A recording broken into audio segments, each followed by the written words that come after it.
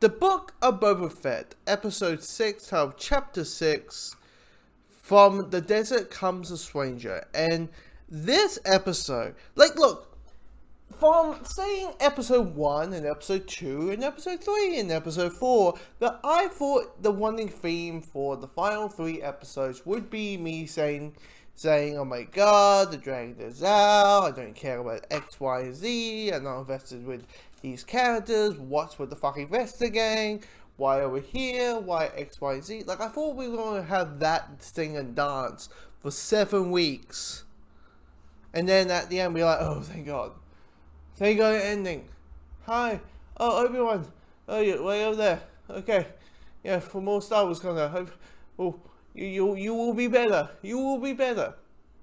And then episode 5, last week's episode, comes along, and Mando shows up. And we're like, wow, Mando comes along and saves the day. Because that was a really good episode. That was a really well done episode. But episode 6, that was a fling. Episode 6 is just going to go back to the previous. Oh shit, this is actually another really good episode.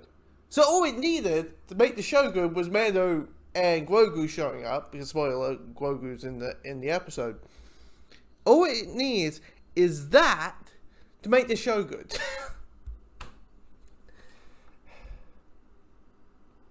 Like, this episode has heart and emotion and, like, okay, so the episode is about, as Mando has said, as Jin has said, that he needs to go to Endor to give the Vespa armor that got made for Grogu to Grogu, which, you know, Grogu is at Endor because Luke is going to train him how to use his Jedi powers and X, Y, and Z, right?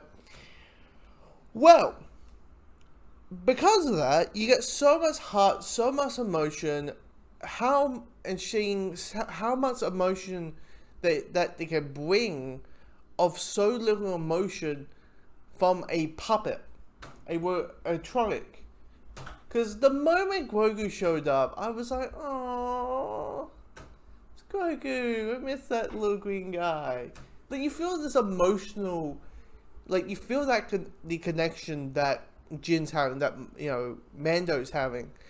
Because we haven't seen him for, like, you know, nearly, you know, what, a year and a half? A year and a few weeks? You know, a year and a month. A year and a month. We haven't seen him.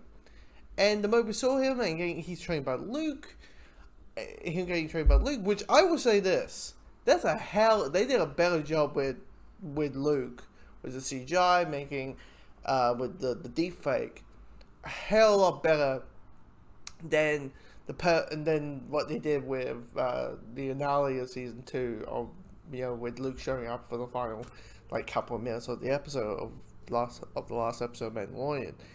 But you have so much emotion, and you can immediately tell that Grogu could easily just feel, you know, he is pouring his all, he's doing everything he can, but something's missing.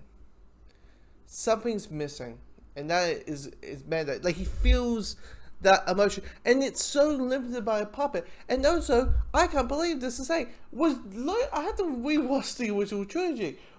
Is Luke always a dick? Because Luke is being a dick in this episode.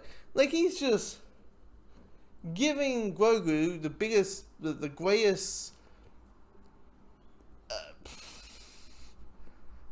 the greatest, you know, the baddest roller coaster wise, by just lifting up and putting him back on the ground, getting Grogu the yay, yay, and I'm like, just pick him up, so he doesn't wobble around, so you can pick up his speed. And then at the end, like, the final scene in the episode, I'm like, why can't he have both? Why can't he have the lightsaber and also be with Mando? Why can't he? I mean, probably better for him to not be with you, Luke, knowing the events that we know from episode 7. and equal Grogu's going to die if he stays with you, but it's just so much heart and emotion. And even like seeing characters like Ahsoka Tano, which the moment I'm like Dave Filoni, I'm like, of course Dave Filoni directed this episode. Ahsoka Tano is in the episode, of course. Of course he directed it. It's like only I am the only one who gets to direct a Ahsoka Tano episode. Anyway, but also, we get introduced to a couple of characters. The return of Timmy Ogman's character from the first episode of Mandalorian. We are introduced to a character who's in the desert that I swear to God, I'm like, I think I've seen that design before. So clearly this is a character who was in Rebels or Clone Wars, and that they're bringing to live action. But because it's not a character like Boba Fett or Ahsoka Tano, I do not know who the hell they are because I have not seen the anime stuff. So I haven't seen Rebels. I've seen like a season and a bit of Clone Wars, and I'm like, okay, this is not for me.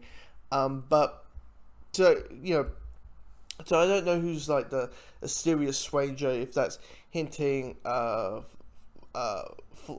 of the New Republic, if that's hinting the Ahsoka series or Mando season 3, wherever that situation is. It's really dang good. It's really well put together, and once again, Boba Fett's only in the episode for like I don't know, a minute. Hey, at least he's in it. Like at least he's in the episode.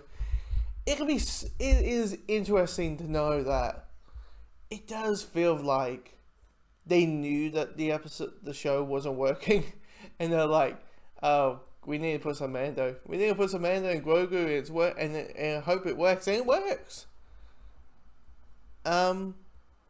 I mean, even all the times Luke references Yoda, I mean, it's just a natural thing. He's the same species Yoda. Seeing even a vision, like it's so much. Like this is an episode I have zero complaints about. Outside seeing the rest of the game, but I have zero complaints. This is a really, really well done episode. And we only got one episode left. Somehow, they gave me a boost. Like, this episode gave me a boost, a jab, to say, ooh, I'm sorry for Book of Boba Fett. What's going on here? This is a strange feeling that I have. And that, ladies and gentlemen, is a good thing. So, but we only got one more week to go. So, we'll see how this story gets wrapped up. This short story.